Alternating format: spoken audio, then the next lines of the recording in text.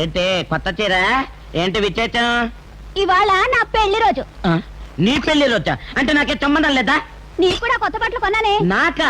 ఎక్కడో అక్కడ. ఓహో, ఫోటోకు కొన్నావా? దేవుడు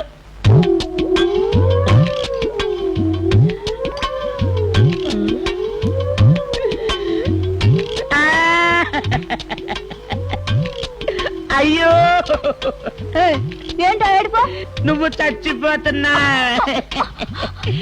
అదిగో ఆ బల్లి ఈ అన్నంలో పడితే ఈ అన్నం నువ్వు తింటే చచ్చిపోతావే. అన్నిటికీ ఎదవే.